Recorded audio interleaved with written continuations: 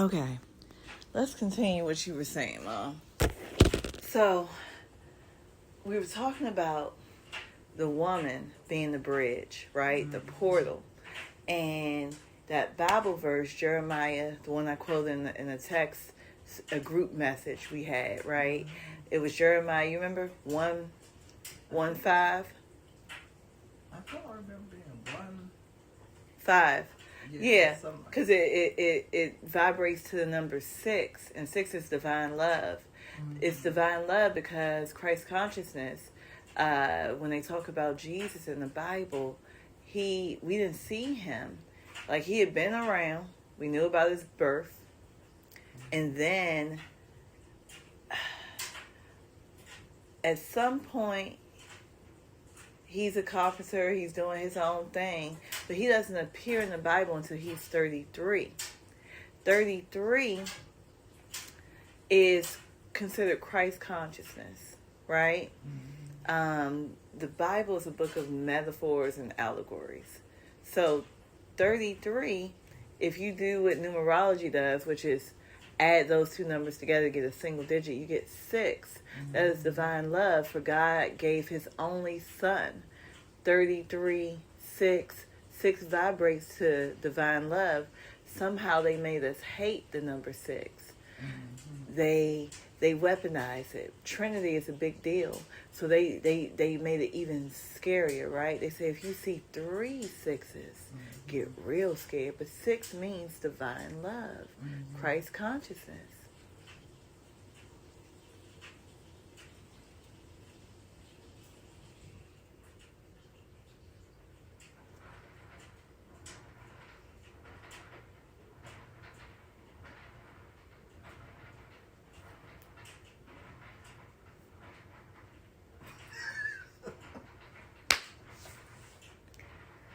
So, with that being said, the woman's divine feminine, their ability to go from the unseen world, take a spirit, right? God said, I knew you before you entered your mom's womb, back to Jeremiah 1:5, right? Mm-hmm. If you want, I can read this. Let me see. Let me read it. So we actually have the verbiage, which is very important. So Jeremiah 1:5. Before I formed you in the womb, I knew you. That's what it says in the Bible. And then the womb is the woman, right? So that is something that all women have the ability to do. They are the transporters from the unseen realm to the physical realm. Do you understand how, for lack of better words, like that is magic? Because it's something you don't see that then becomes material. It becomes manifest, a life. I was going to say magnificent. Yeah, yes. So when I think about that, Mom, what did you say when it comes to me? Because I'm thinking about you being the bridge for me, and how was I in your womb, and let's talk that through.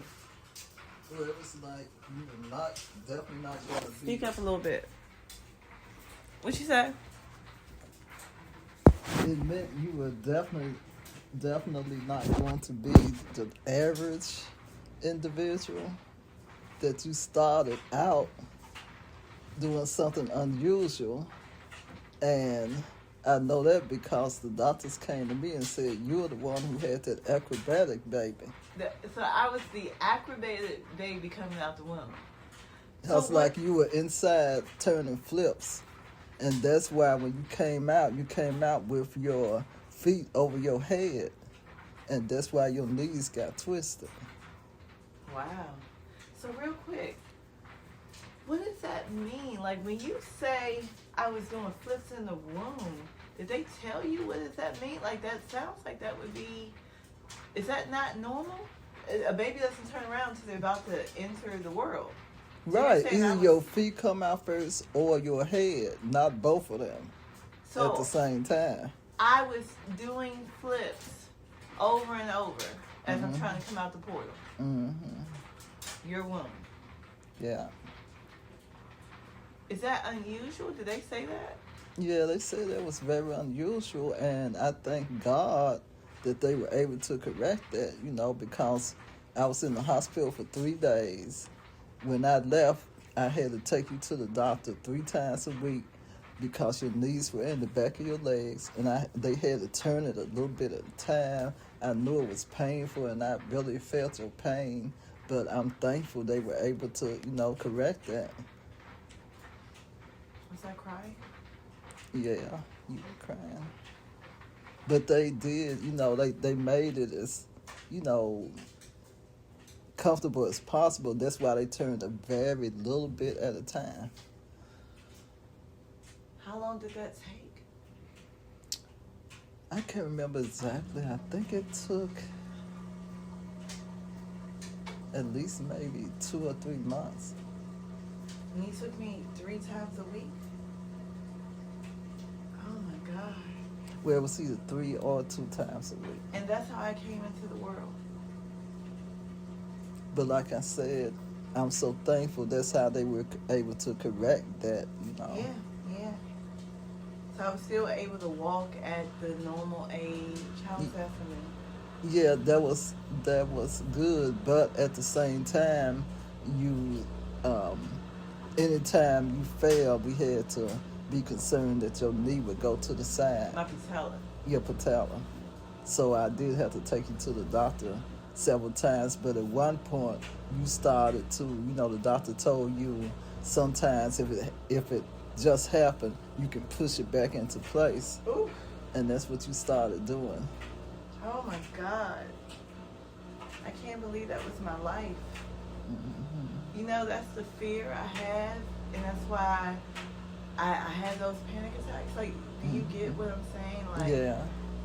I dealt with that upon arrival. Yeah, from birth. Yeah.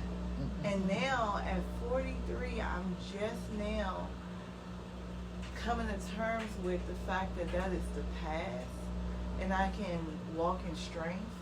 Mm-hmm. But and I feel like I'm at a turning point. The instability, you know, used to give me so much panic.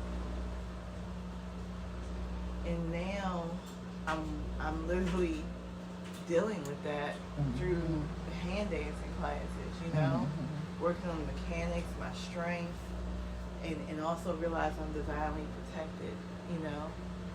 But, whew. And I know you were just so concerned, but here's the other thing about that, you know, what I heard was,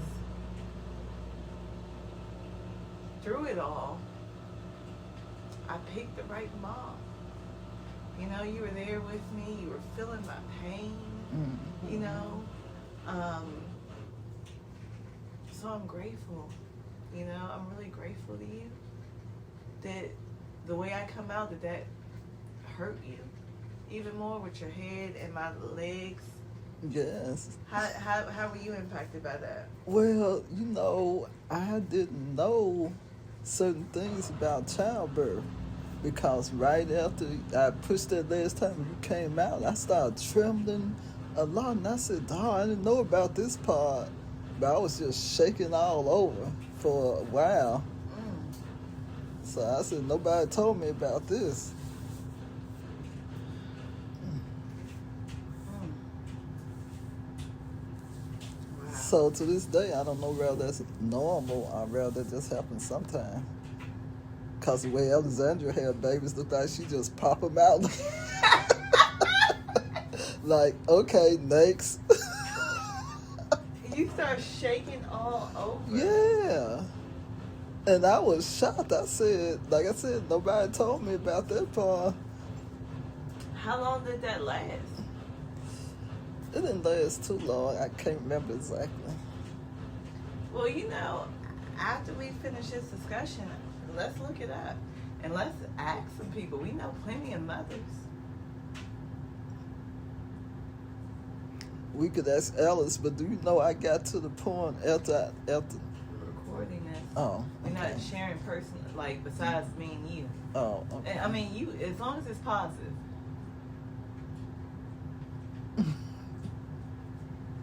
Well, I figured she would be the one to ask since she had, 9 children? Yeah. No. Didn't she have 10? The one passed? I think it was 9 and she lost one. That's so still, she she had 8. still. Oh. I think it's 8 that she I had. thought it was 10 that she had and 9 that are living. I'm not sure. Okay. We can also look at that. But anyway, she had a lot of babies, so she would know. Mm-hmm. She at least said maybe one of them, right? Or how interesting would that be if none of them? Mm-hmm. Then what do you say about that? Did I give you the Holy Ghost? You gave me something. Oh man! All I could think is, what in the world is going on now? I thought I got it over with, pushing and you finally coming out. And then it was like I started like that, shaking all over. Oh my God! What was my dad doing when he was shaking all over? I can't remember whatever was doing.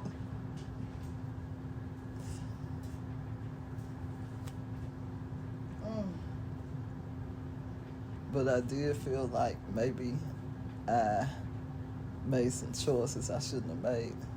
What do you mean by that? Because at that time, you know how I always loved dance. And I think even when I was like 6, when I was pregnant, we were going to parties and I was dancing.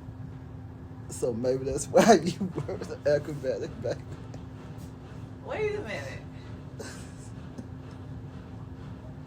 You were dancing when you were pregnant with me? Yeah. I think a lot of people do. A lot of people do. They say the more active you are, the better. It's actually healthier. Yeah. People exercise all the time. You were just dancing. Yeah. Cause I especially remember my friend Barbara, who I met at Hampton. She was from New York. I remember going to a party that she had in her house. Oh, shucks. Y'all had house parties. What kind of dancing? How are you as a dancer? Like, now you do hand dancing, but before then... It was mostly freestyle. What was your freestyle moves? Same kind of moves I do now. I know you do some moves with, like, you do that little turn that you do. You sashay around as you're turning. And then you got your finger going the other way, opposite the way that you turn. So I'm like, is she doing some sort of ritual? What's happening right there? You know what I'm saying? Because you got that balance. Your body is going one way, circular, and your fingers going the other way, circular. So I always be like, what ritual is she doing? And you do it often. I guess pretending that I'm riding a horse. What? What? Riding a horse? You know how they show those rodeos and they on the horse doing like that? I do. I didn't know you knew about that. Yeah.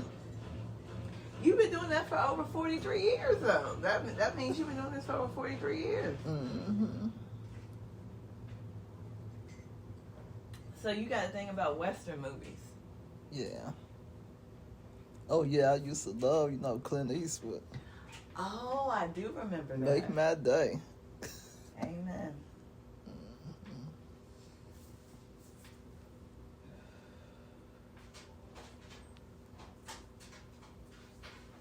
Ooh. Mom, I think that was a heavy topic. That's what's moving through me. I'm starting to feel better because we talked about my birth. I didn't... Baby Angela, I love her so much. I didn't know she went through all that. And Yeah, she like was just as smiling and happy. I was a happy baby. Yeah, and I remember Vanessa was so dedicated to coming and get you and take you wherever. Yeah, that's why I'm so fond of Vanessa. I know I have a special bond with her. Like when I see her, I just want to give her the world because I just feel like she gave me the world. You know, she did. Like I could just feel it on her when I see her. I almost feel like, was she my mom in another life? Because that photo at your birthday party, we really looked alike. You know, like forehead is complexion, but I know you, my mom, because girl, we got way too much in common. Yeah. And we both stubborn. You talk about my big personality. It's big, but listen, you and my dad are two giants, and y'all two giants came together and created me, the Acrobatic Baby. That's how I got so big. Think about how big my dad's personality is. Yeah. Understand that your personality is just like that, Mom.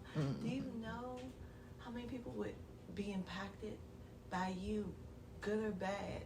When I say good or bad, you call yourself, what do you say? What are you? What You would like to be remembered as... Oh, inspirationalist. As an inspirationalist, which you are. Listen, good or bad, when I was growing up, someone said, I saw your mom and she didn't speak to me, right? And they were upset about it to the point where they looking for me. That's the first thing they saying. Others were like, oh my God, your mom is so beautiful. Her legs, her skin complexion, is she a model? I used to get that all the time. And then I used to also get that your mom said something really profound or wise, you know, and how funny you were or are. So you are this big, gigantic personality. Now, whether you are aware of it or not, that's different. You get what I'm saying? Like, you could not be aware of it, but it's still true because people are impacted by you. You know? What are you about to say? Oh, can I read my poem to you about my bold side? Yeah, that's another thing. We gonna keep your what side? The bold side. Do It you was have 4 your different parts. 4 different parts? Yeah, it's one up there on the shelf. You know You what? just made me think about that when you were saying that. Yes, ma'am. Let's make this happen.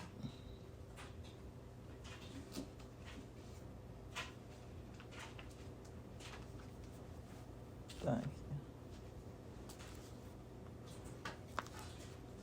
Is that enough lighting? Probably better to use this. Okay. I could do it, Angela. I'm already up. Okay. Nice. Uh-oh. I have to go get my glasses. I knew that. I should have got it for you. That's all right. There's another book up here, so I'm gonna read long. All right, so let's find. Oh, this is my copy. To Angela, thanks for being such an awesome daughter and for encouraging me to write this book of poems. With love, always, your mom, 2022. Is when she signed this over to me. These pages, they so smooth. I forgot they were this smooth. This is a nice book. These are some nice pages. I forgot about this. My mom asked me to read this again, and I am. I read it back when she wrote it. I was editing, giving my advice, and I also read it another time when it came out. But I was working all the time, and I was exhausted. Now, it's been 13 months since I retired. And this book, I'm going to read page by page again. I'm excited about this. Okay. You remember what page, Mom? Yeah, I'm looking at the table of contents. I know that's right. You got to look at this table. Because they said they would make one for you, and I said, well, shoot, I could make my own table of contents. Oh, I remember. Because then I had to think about. I said, well, how do I want to divide this? And I know that's it came right. to me. All right. It's the second part 2, the 4 different sides of me. Okay. Insecure side, confident side, romantic side, impatient side. Oh, yes. I'm at the confidence side. Yes, girl. You do not like to wait. Look, for anybody listening, originally there were 3 sides to her. She asked me to read her last poem or 2. I'm working at a school, a private school, one that costs a great deal of money for tuition. And when I get home, my commute there is long. It was long. Back is long. It's longer sometimes. So it would take me in total in one day, the commute going and coming, 3 hours. So sometimes I told my mom I would have to read it later, wait, and I might say a day, and then I might push that day back, then I might push it back again. So she was waiting. She couldn't stand that. And then this 4th side of her, waiting, trying to be patient, came from that. And a lot of times you were on the phone. Oh, and a lot of times I was on the phone dealing with some other stuff. Yep. All right, so what page are we going to? 21. All right. So I might need my magnifying glass, but I didn't see it. Well, how about this? How about I read aloud and you read along? Okay. All right. If you feel like it. I mean, this is the, Oh. you know what I'm saying? Yes. We just had the conversation. We got to have it twice? Okay. Okay. Thank you for understanding. Mm-hmm. All right. The confident side, deep within. Deep within, I am spontaneous and bold. A rare and magnificent person to behold.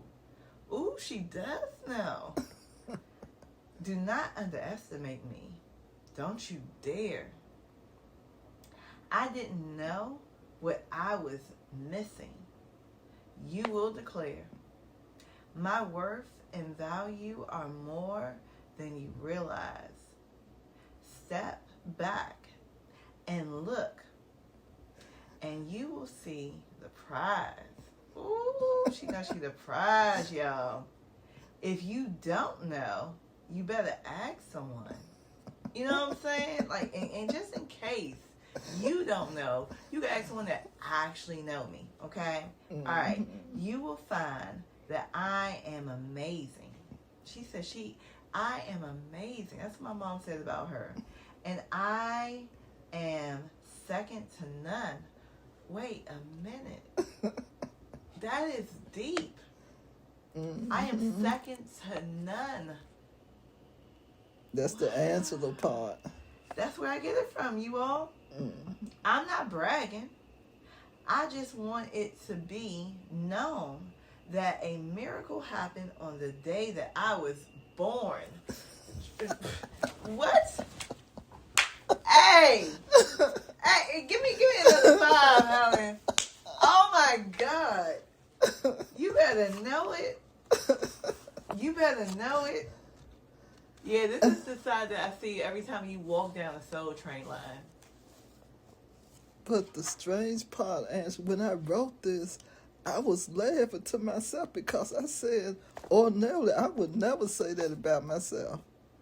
You know, but that's only on those rare occasions that I feel that kind of boldness. Well, see, it sounds like it's just buried deep. That's why I said deep within. Doubt. Yeah, you named it. You called it. Mm-hmm. It's buried deep within, Mm-hmm. under all that doubt and fear. Mm-hmm. Yeah. But I was just laughing. I said, I can't believe I'm saying this. But I think that's what it's all about. Like, you know that deep within, and that within, that brings me to the Bible verse where it says, greater, how's it go? Remember we looked this up? Greater is he that who is, greater is he that is within me than he who is in the world. Right. So that's the deep inside part, right? Mm-hmm. And that's who God is saying you really are. The other verse that we love, that we talked about this on the fridge, you remember that one? Is 2 Timothy 1:7. For, how's it go? Let's slow down now. God gave for, me. it starts with For. Like, you know what for means, right? Like, for the purpose of your life. Mm-hmm. Like, people kind of leave that for out. I love that for is in there. I don't know how it got there. But you know how on a check, it has that little line. It starts off with for. Once again, God's intentional. So he starts off with, for I have not given you a spirit of... I thought it said, for God gave me a spirit not of fear. It does. That's why I asked you to say it. Okay. You are really good at remembering. All right, let's take it slow so I can remember. Start us off. For God. Wait a minute. I might be wrong, guys. We'll go to the fridge. We go to the fridge and read it off the fridge. Come on. She said, I'm not quoting this. I'm not going to misquote this. I'm like, I'm not going to misquote this. So we walk into the fridge where it's posted. For God gave us... Hold on. I want to read it with you. For God gave us a spirit not of fear, but of power, love, and self-control. 2 Timothy 1:7. Mom, you were about to say or. So instead of self-control, what else can we say? Or sound mind. Sound mind. I like that because sound mind means everything you think you don't need to believe. Because anything that's doubtful or fearful, already we know that's not of God. Because he said, he started off with, I didn't give you that. The minute you feel it, no, it's not for me. And the reason why you're here is so you can walk in your power with love and maintain a sound mind, which will give you self-control. And then you know who you really are. God made you in his image. And we say God is greatness. And this is my issue with the code in the Bible. Because when I was growing up, it would say that. But then it would also talk about me being a wretch. Right? And why would God did this for this little wretched soul, stuff like that. I would cringe hearing that. Because greater is he who is within me than he who is within the world. It's not making sense. And I love praise. Mom, you know how happy I used to get when y'all would sing? Praising the Lord is my jam. But it's the talking poorly about us, you know. Another part in that is God made you the head, not the tail. God made you more than a conqueror. Once again, how am I anything less than a conqueror then? When we have certain passages, it was something, I don't know if you remember, but we had one service, Mom, and something about this person being a beggar and not worthy of eating the crumbs. I don't know if you remember that, but it pissed me off and I was mad about it. The other part is, how are we going to hell, but God loves us? You know, like, wouldn't he figure out how to help us?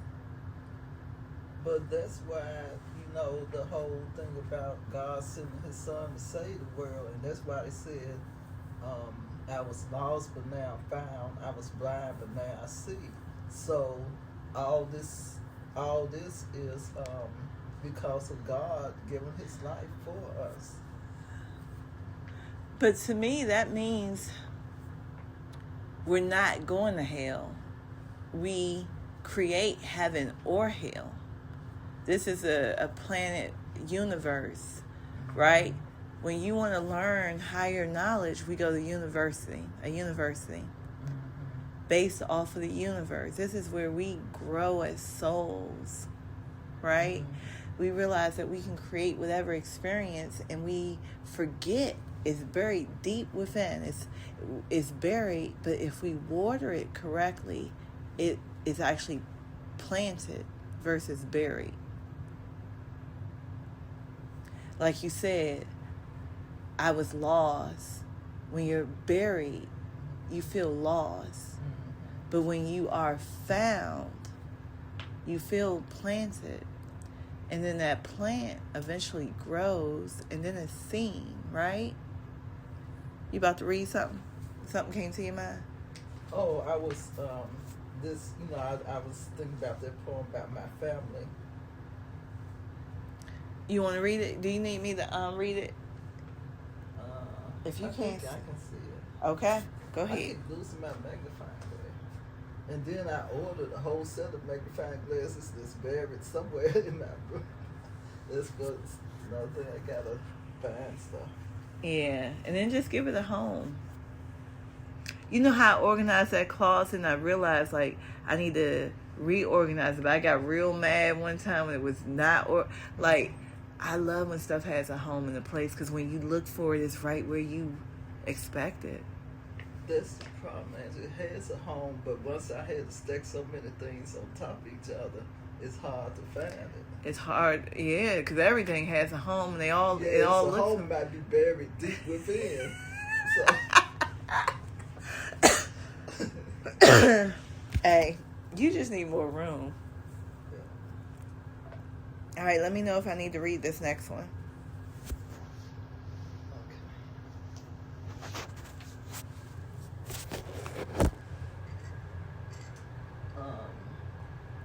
My family. My family. Uno momento. Wait a minute. I want to read along with you. What page?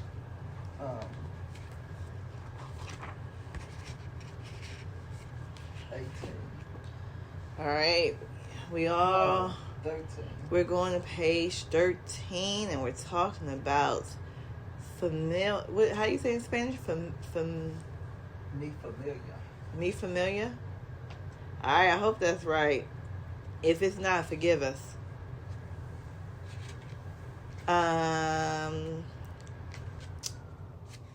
13. These pages are real nice. Did they tell you what kind of paper? No, but some I got directly from the publisher, because when they were getting ready to send it to the distributor, they said I can give me a discount, but I had to buy at least 50 books. So I had one directly from the publisher. Yeah. So I have a couple of copies of these, but the ones that I purchased from Amazon, these pages don't feel like this. I will never lose this. This is my copy. Look, 2022. You wrote it on a year, 222. You know how powerful? That's about balance. That is an angel number. Angel. Number 6 again. Oh my God. Oh my God. Oh my goodness. Oh my goodness. You caught that. Mom, guess what? My birthday is August 6th. Your birthday is September 24th. 2 and 4 is what? 6. And my phone number that you picked starts out with 240.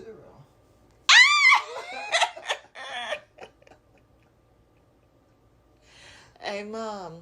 And talk about the other significance of your phone number. We don't have to say the details, but the last 4 digits, what does it have? 94. It has your mom's age and the day she was born. Right. Yeah, I told you I'm giving out all the details, lady. Okay. You know what I'm saying? Because, you basically was about to give out of, what?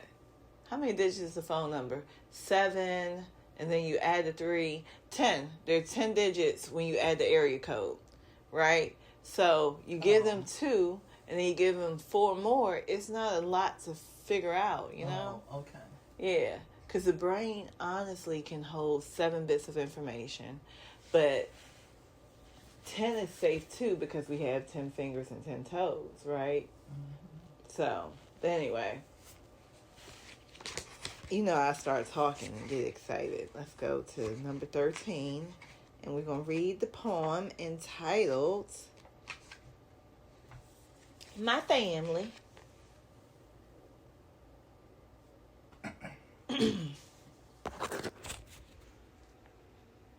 Oh, I had to say one thing, Angela.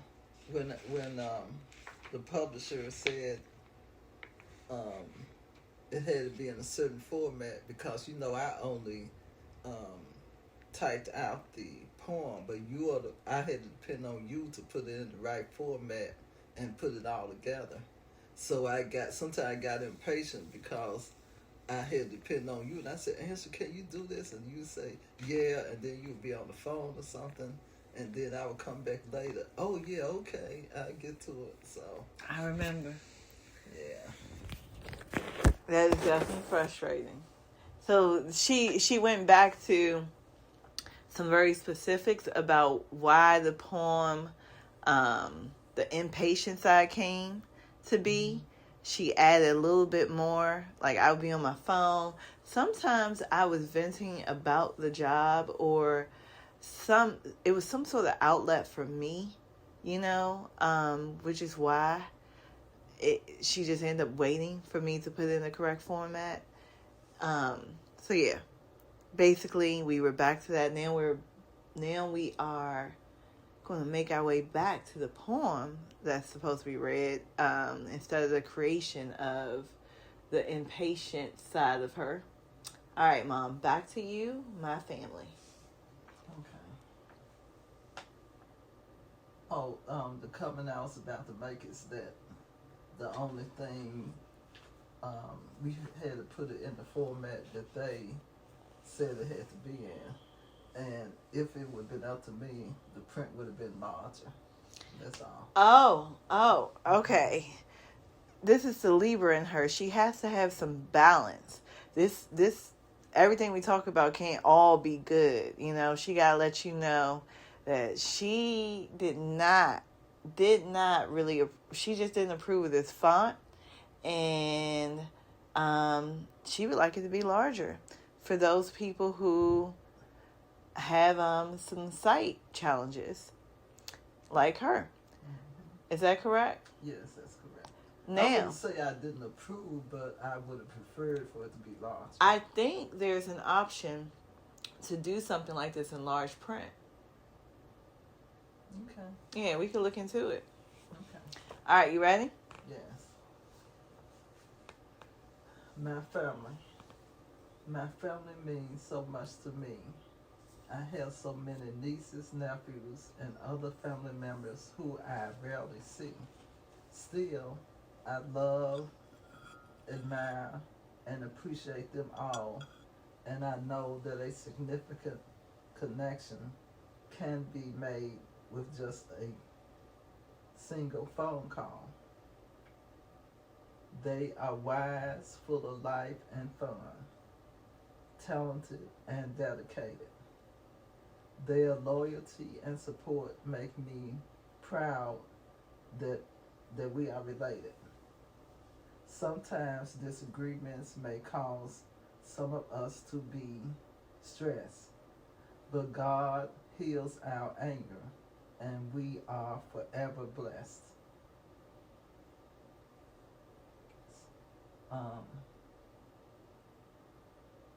Conflicts, resentment, and misunderstandings may arise. Nevertheless, that is not enough to destroy our family ties. I like that. What made you use our family ties? That word ties. I was trying to rhyme. But when you tie something, that's symbolic, right? Mm-hmm. nothing's a coincidence. Nothing's by accident. Deep within, right? When you think about the magnificent person that you are, and you channel her, take a moment. Why do you think she chose this wording? Because you, like she said, she knows you. You're gonna try to rhyme, and at the end, you end with family ties. Well, the significant part to me is, even though I prefer to rhyme when I write poetry, and the most important part is to rhyme, but it has a meaning behind it. And so sometimes I amaze myself. I said, "Oh, that's a very good, thought behind that." When I was trying to find a word that rhymed with a rise. So even though it rhymed, it was meaningful too. I paused this, so I don't know how much was missed, but that makes sense.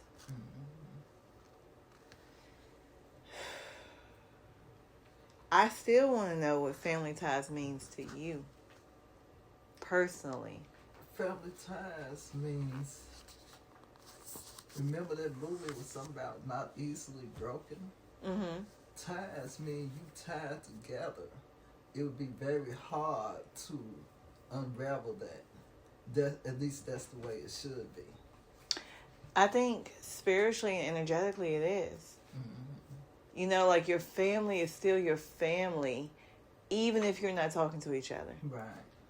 Like, you'll see them on the street, whether you all speak or don't, that's your family, and here's the thing. I really think, even though we're tied, that bond is there. All those relationships are going to vary and look different, just same way people look different, and that has to be okay, because those family ties, they can bond, they can have you bound because of that role, because they are family.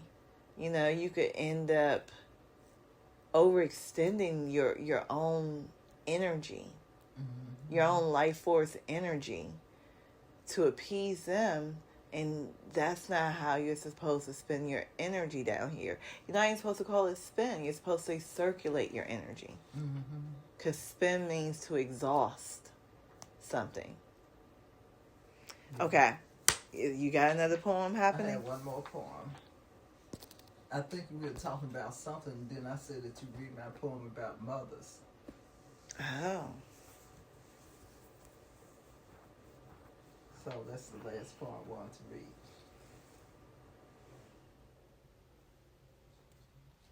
read. What page is that? It's on page 47. You got 51 poems? No, I only had about 23. But you got altogether how many pages of this book? How many pages? Hold on, wait a minute. How many pages is it? 59? Yeah. That's because I decided when I wrote about my family, I decided to put a little description of why I wrote that poem. Because I remember my friend Janice, who went to high school with me, she said, "Yeah, I really liked it. I've never seen that kind of, writing little notes about the poem." That is unique. Yeah. That is unique. And I remember certain things just came to me. the magnificent, the confidence side spoke to you and you listened. Well, I think it started out when I was writing about sisters, and then I said, even though, some sisters had passed, I still had some sisters, living. So I wanted to, make a note of that.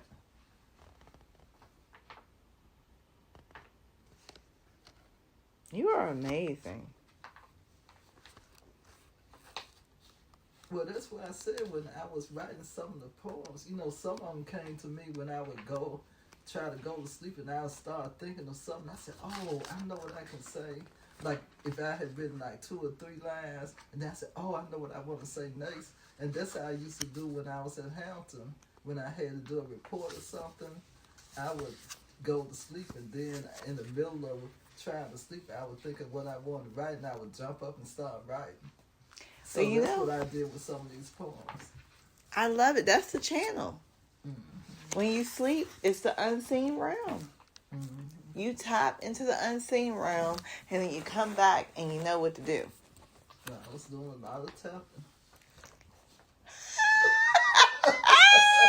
That's what I mean. It's so unexpected. That is just funny. That's funny. Oh my God. Oh. But this is the last poem, and this counts towards my reading. Because I thought about when I was reading Danny's book, I said, well, I can read some of my own book. Where we going, Mom? Mother's page 47. Oh, you said that. You did say that. All right, I'm right there with you. Oh, I want to make one more comment. Barbara had told me she read my book, and she said, at one point she said, she wrote me a text, she said, Helen, I hadn't actually read all your book. When I took the time to read all of it, I had a new respect for you. I know that's right. I said, okay. Listen.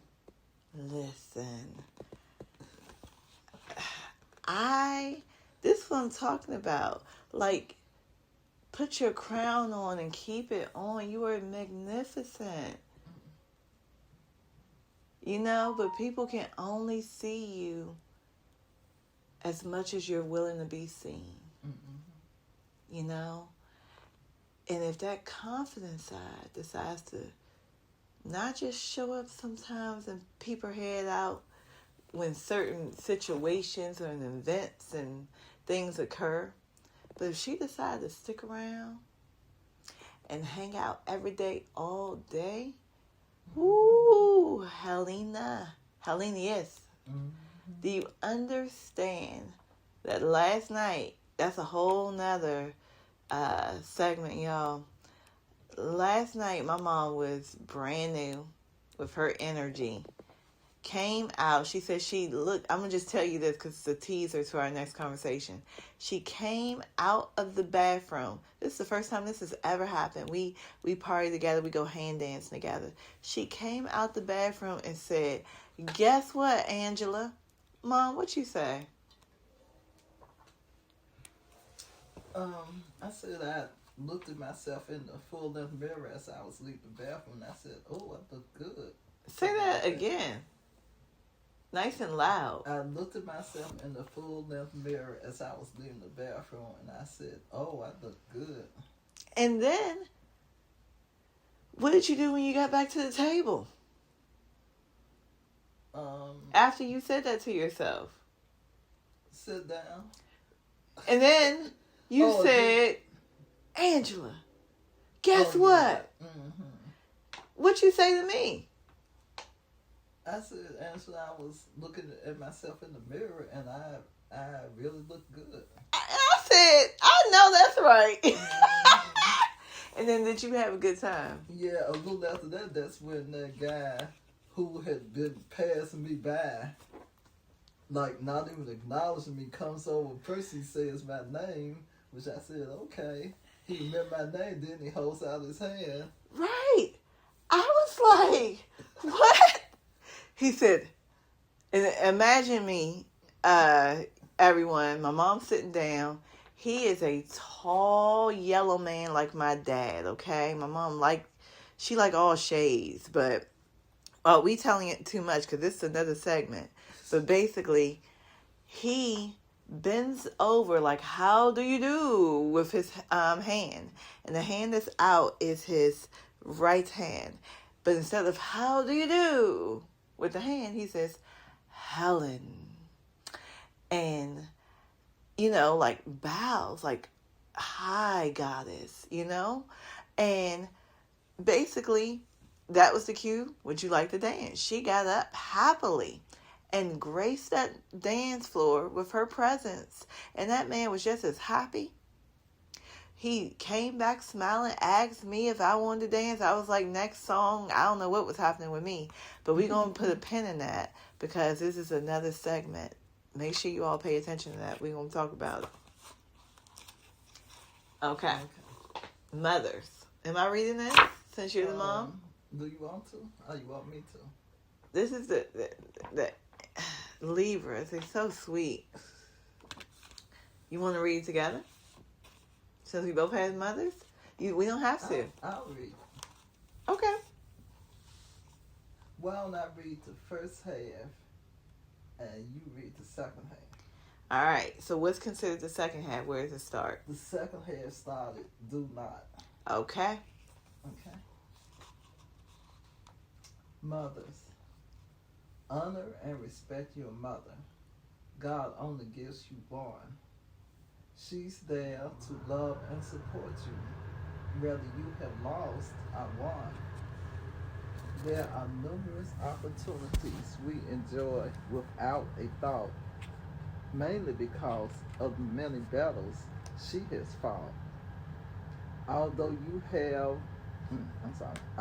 may be impressed by certain individuals and the current trend, don't forget that your mother is probably your most dependable friend.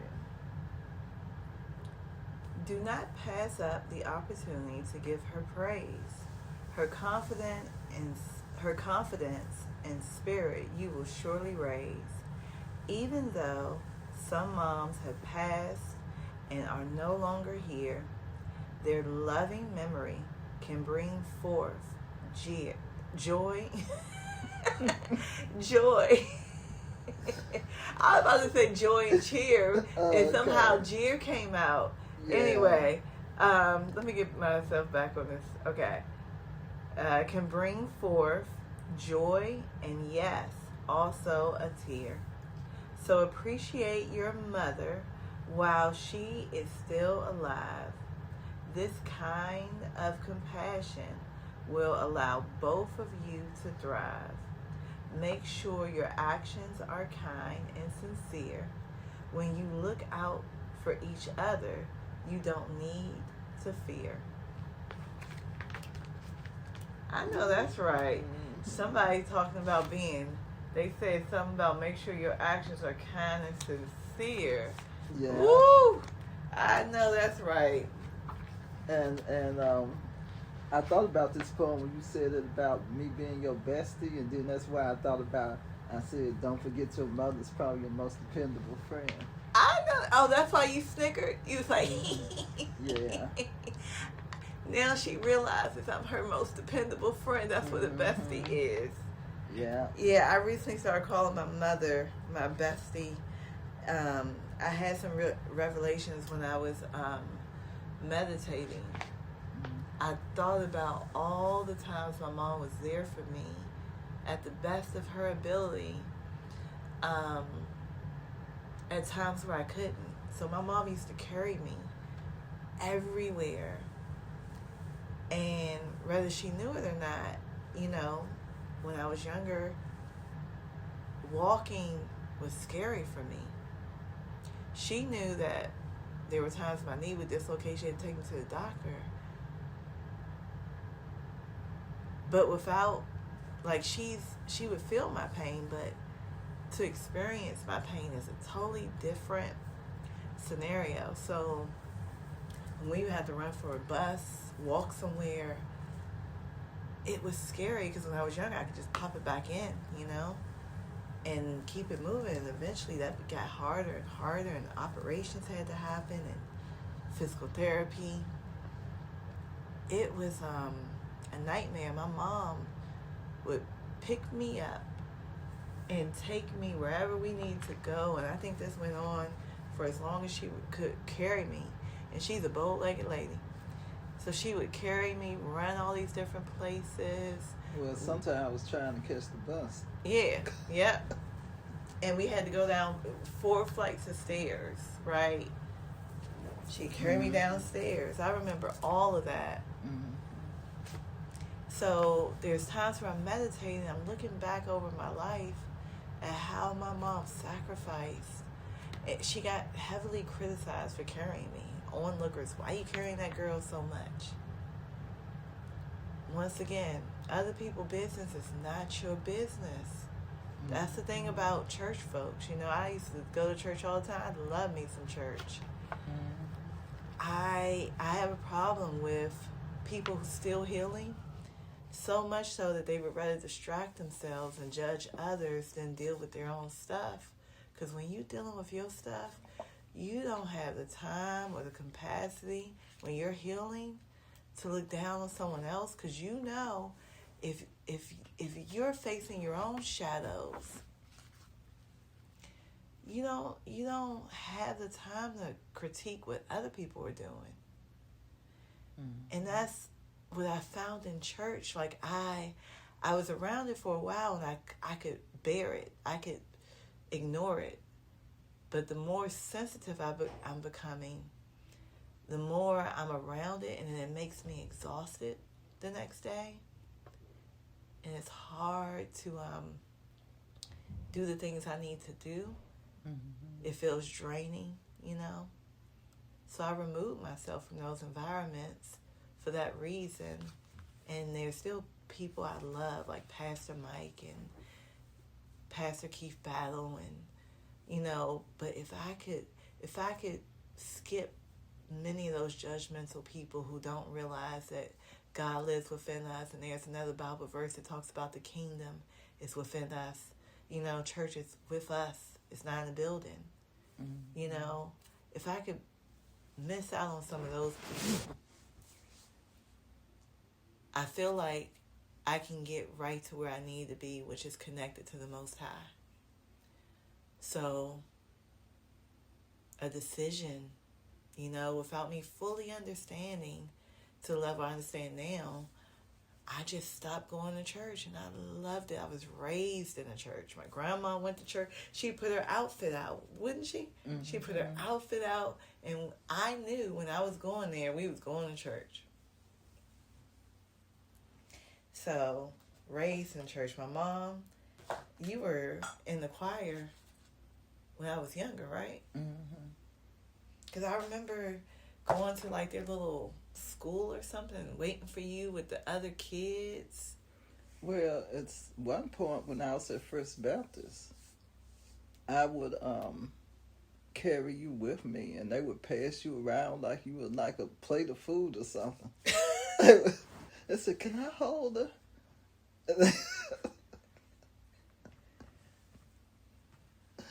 So, did this happen every choir rehearsal? A lot of them. I didn't take you to all of them, but I took you to a lot of choir rehearsals. And every choir rehearsal that you took me to, they were passing me around and holding me.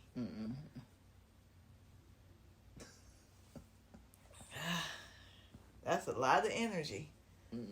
Was I okay with that? Yeah. I didn't slap anybody, right? No, I was going to say your attitude was much better than with my administrative assistant at Senator Benson's office. What happened there, Ma? I've been on maternity leave. I had to go to the office to pick up some paper or form or something. And I took you with me, and everybody said, "Oh, she's beautiful." And the administrative assistant came and said he started, I don't even remember if he asked if he could pick you up, but he was admiring you. And then I was looking down in my purse for something. Then all of a sudden, something said, "Pow!" And I looked up, and Angela had, I guess, evidently slapped him in the face. He had turned red and said, "Here, you better take her."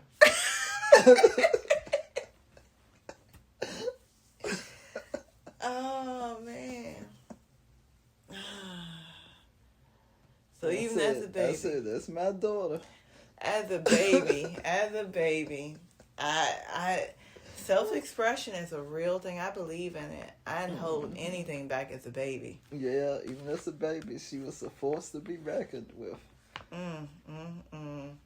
That is funny. I bet you won't pick up a child anymore without their permission. We were talking about this not too long ago, and I was saying, like, babies let you know. Like, they'll move their body back, they'll flinch, you know, they'll do something if they don't have their words, which they don't. You know, that toddler, that baby lets you know, like, well, I had to be a toddler because I smacked them. I had to have some force, some range of motion, something. You were, that was a little after you were born. Wait. Are you saying I smacked this man a little after I I was born? on maternity leave for 6 weeks? So you were very young when I brought wasn't you there. one. No, I wasn't maybe I was I wasn't more than 3 months. Is what you're saying? Because you were on maternity leave. I was less than 3 months years old. I mean years. I mean not even years. I was less than 3 months. I can't even get this out of my mind. Wait a minute. Could a baby slap someone at that age? Evidently so. Oh my God. I never knew, you all, I've heard this story so many times. I never knew my age, you know? I don't even think you said, or maybe I wasn't paying attention. I don't remember you starting off with when I was on maternity leave. I recall, this is what I recall, I was on maternity leave. And that was a miracle because the office manager then didn't even want to give me maternity leave. And that was 1982. Yeah, it was hard for black people. Yeah, and the office manager before her was this lady who was real nice. She was from some part of North Carolina. She used to born to her and her boyfriend gave me a ride home in his private jet.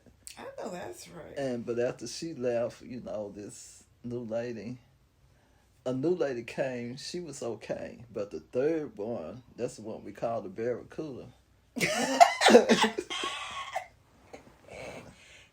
Oh man. So you got maternity leave. Well, she's the one didn't want me to have maternity leave. The Barracuda. But just so happened I had made friends with this lady, Cheryl. She was very nice. She even helped me look for my apartment and everything. Oh. So her and her husband had a dinner party with the senator. And she told the senator, she said, whatever the office man says, she doesn't want to give Helen go on maternity leave. Next thing I know, the office man said, the senator has generously agreed to give you, I think it was supposed to be 6 weeks with full pay and 3 weeks with half pay, something like that. And now that's the standard, right? I think so. That's crazy. In 1982, you had to... Well, no, that was 1982. I was born in 1982. So I was... Well, maybe I was born in August. So I'm assuming that conversation was being had while you were pregnant, right? You hadn't had maternity leave. I hadn't been born yet. And that had to be stressful because I'm coming and you still don't have maternity leave.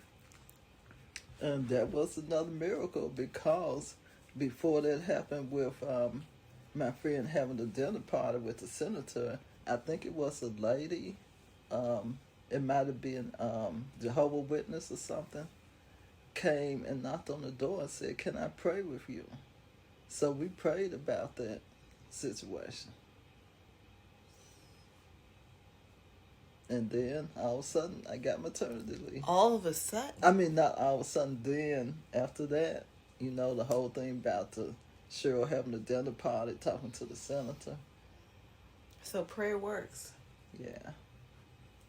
How long did you all pray? I can't remember exactly. Maybe about at least 30 minutes or something. That number 3, huh? That's divine communication. 3, the Trinity, right? Well, how does it go? The body, the Son. The Father, the Son, and the Holy Ghost. Thank you.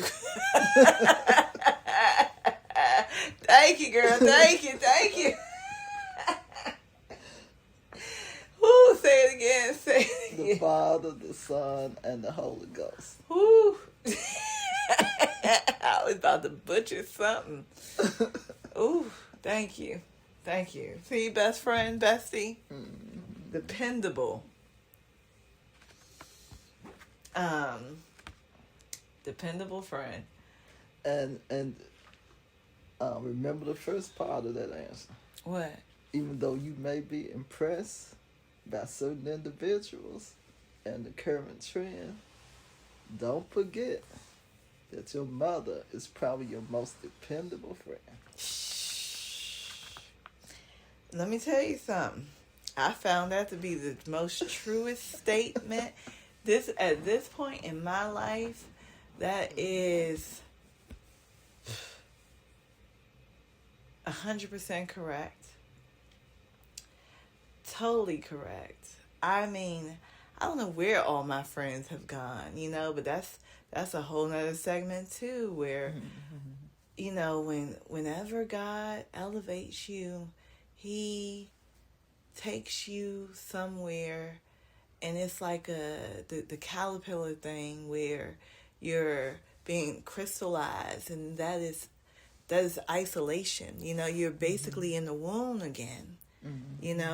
Some people are in the womb with other people. They got twins, but a lot of people came in solo by themselves. So that's what happens when you have this spiritual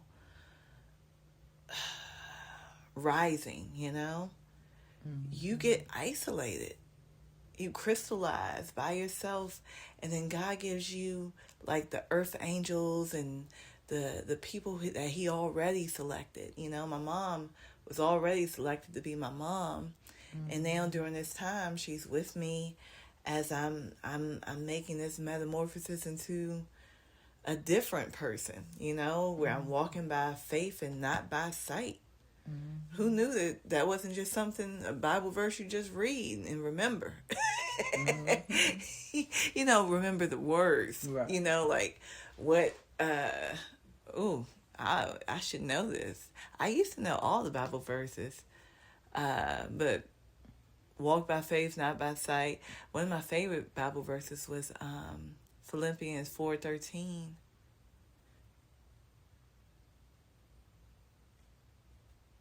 It talked about strength through Christ. You remember that? Get your phone. It's right behind you.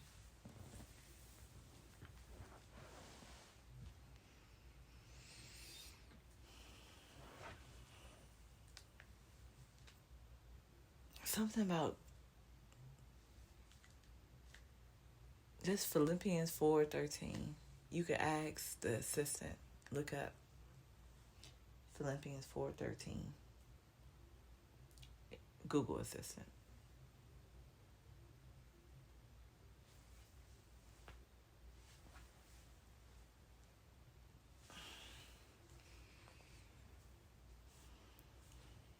Okay, what am I using? Google Assistant. You see it? I got you. She could have gave this to me the first time, but she didn't. But I like that you try. You like, look, I'm going to figure this out. So I'm going to hit this little button. I'm just going to say it. Can you look up Philippians 4:13 for me?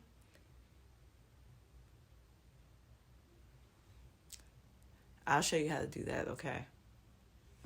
Philippians chapter 4, verse 13 states, I can do all things through Christ who strengthens me. It means believers find strength in Jesus to face any situation, whether good or bad, and learn contentment through Him, not worldly success. So slow it down for me. What does it say? I can do My mom is air. She be quick. She just closed out of it so quickly. No, I didn't close out. Okay, what's it say? I can do all things through Christ who strengthens me. I can do all things. That used to be my favorite. All things. Not some things. Not a few things. I can do all things through Christ. Christ consciousness. God being connected to the greater that's within me than he who is within the world. I can do all things through Christ who strengthens me. You want me to read the rest? Yeah. Meaning believers find strength in Jesus to face any circumstance, whether good or bad, learning contentment through him, not necessarily achieving worldly goals, but being equipped for life's ups and downs, as Paul wrote from prison about his ability to be content in plenty or need. Wow. Content is key. Paul wrote this while in prison, focusing on his learned ability to be content in any situation. Abundant or hungry, full or empty, not promising success in personal endeavors.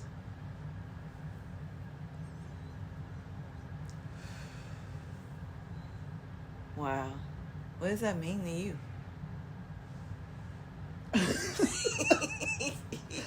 Y'all should see this look she gave me. Like, I just finished reading I'm getting that. a little hungry. Okay, and, well, we can pause this. I was thinking, yeah, maybe we can pause this. All right, Come next back to it segment. and start looking at some of the movies. All right, y'all. We'll be back next segment.